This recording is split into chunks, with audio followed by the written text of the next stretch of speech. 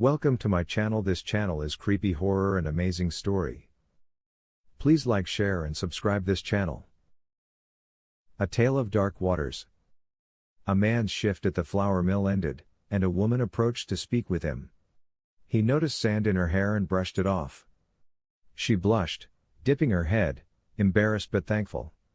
The woman, a Scottish lass whose name she did not give, walked home with the man, admiring his work and how well he kept himself. As they neared his home, the woman, wishing to see more of him, told of a house she owned on an island. She wanted him to meet her there. The man, not in possession of a boat, offered his home instead. She refused, stating a want of privacy and how much she loved the view. The woman informed him of 2 boats on the shore they could use to travel across the loch. Giving him their location, she told him how to find the island and left. He rushed to his house and sought the finest clothes in his possession. He kicked off his boots, setting his dirk aside, and prepared for his engagement. As a hunter and a mill worker, he did not own much. The man wondered what he could bring that would be appropriate. What do women want? Food? Grain? The man wasn't sure, but he'd heard tales of flowers and their potency for romance, yet he didn't know where to find them this late into the season. The man toiled over every detail, desperate to give her the best impression. He thought hard about this, searching for any location he may know of that could have flowers. An idea. He realized, throwing on his boots but forgetting to reholster his dirk. Traveling to town, the man remembered a nearby floral shop and prayed it remained open so late. To his fortune, it was. As the man picked out the flowers, the shop owner asked who the flowers were for. The man told him about the woman on the island. The shop owner warned him, telling him a horrible story about a man's liver found on a nearby shore, and he should be watchful for danger. The man thought the warning odd but reassured the shopkeeper that he had a weapon and would be fine. He thanked the man for his warning, paid for the flowers, and left with great haste.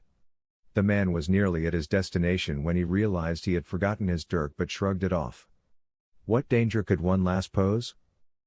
At the loch's edge, the man spotted a boat beached on the shore. He found it peculiar that no marks from a second boat marred the beach, but perhaps she kept the other one elsewhere. He worried about her traveling alone, the store owner's story fresh in his mind. In the fading light of night, he hopped aboard the tiny wooden craft, ignited his oil lamp, and began the journey. Childhood tales of monsters and beasts in the water weighed on his mind as he rowed with the single oar, concerned for the woman's safety. There were no signs of a boat on the water, nor had he heard any cries for help. Of course, she was fine, he reassured himself. The gentle roll of the water brushed against his boat as he navigated the quiet loch. An object struck against his oar.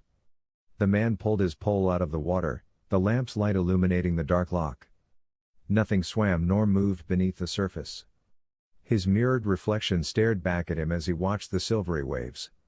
A fish, perhaps, he reassured himself, placing the oar into the water. In the dark of the night, the island was scarcely visible. A single, lit window acted as a beacon, drawing him toward the hope and joy of his night, the beautiful woman awaiting his arrival. The man scanned the waters again, ensuring no creatures lay waiting beneath. A feeling crept over his heart as his gaze wandered. A dread that something was amiss. The situation felt off, yet he couldn't understand why. A feeling of unease pestered his brain like a gnat buzzing around his head. He shrugged off the feeling and continued, rejecting the notion of childhood myths. How could he possibly be afraid of something so silly? He thought, pushing his oar through the water with more force than before. The gentle waves of the loch remained undisturbed until an object splashed in the distance. Another boat? Or maybe a fish? He thought, searching the waters. The ripples caught his vessel in a soft sway. Lamp in hand, he scanned the murky void beneath him.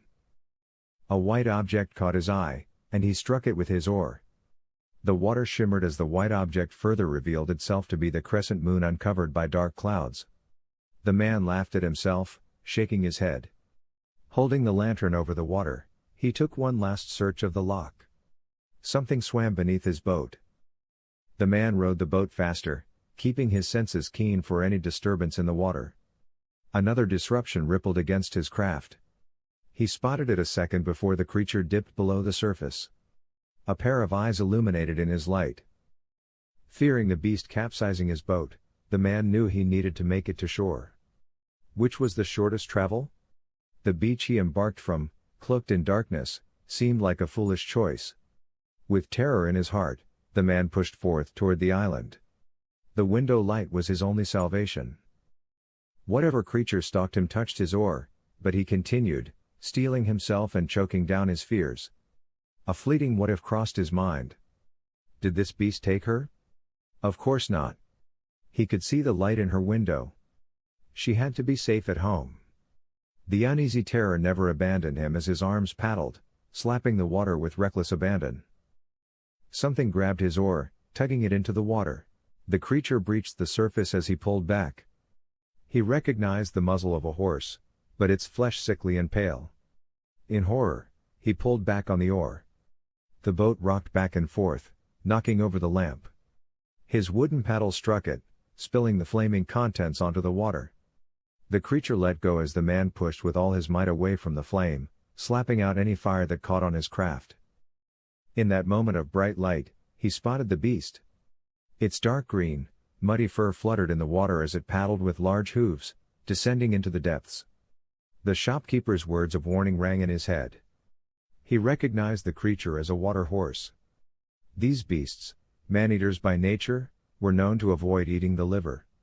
The man's heart, aching with terror, beat like a drum, yet his blood felt cold and still as if he had fallen into the water. He couldn't see without light, but perhaps, he thought, the beast could not see him either. He paddled with slow, gentle strokes, hoping not to alert the creature, gliding along the waves ever closer to the island.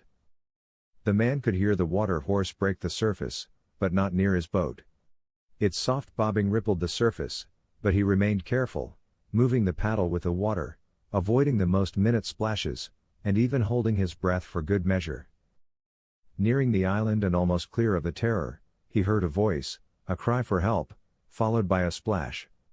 Someone thrashed in the water, screaming and begging. He recognized the voice. The dying flame on the water illuminated the loch and nothing else along the endless void of water. The pitiful light from the crescent moon broke apart on the silvery waves. The terror in the woman's voice was unmistakable. He tried to place the woman's voice as she echoed into the night air.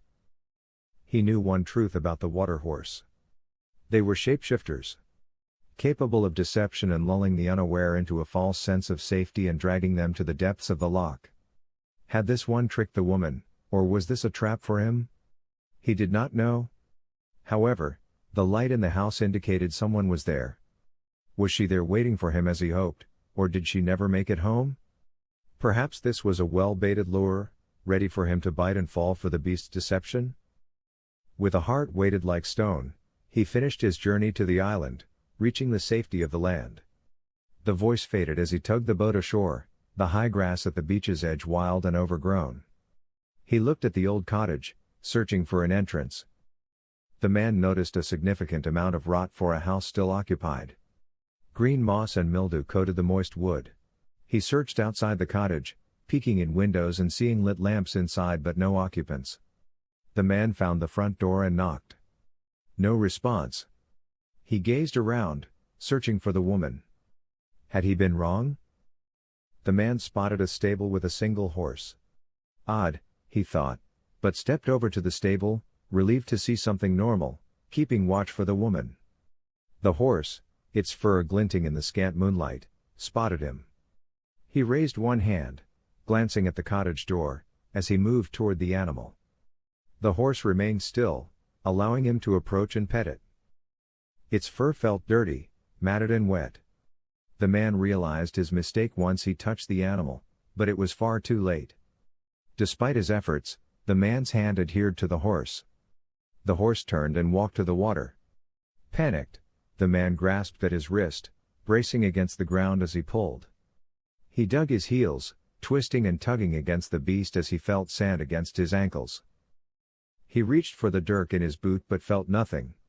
The man grabbed at the horse's eye, missing, his hand sticking to the animal's jaw. Cold water coated his shoes as he struggled to find solid ground to brace against. He kicked the horse's knee, getting his foot stuck. The man struggled, pushed, and pulled as he panicked, screaming, feeling the chilling water rise up his pant legs. The man's watery reflection mirrored his horrific struggle, desperate wide eyes searching for a solution, mouth open, screaming. His shirt, soaked with freezing water, weighed down his movements, and with a swift, desperate kick, the man's other foot stuck to the horse's chest. The black, freezing liquid reached his chest, stuttering his breath as the horse plunged into the depths. Under the water in the faltering light of the moon, the animal shifted shape before his eyes, changing from a horse to a beautiful woman, her hands around his wrists in a grip like iron. He knew her. The woman with sand in her hair dragged him away from his last glimpse of light as the mirrored reflection of the moon above faded into darkness.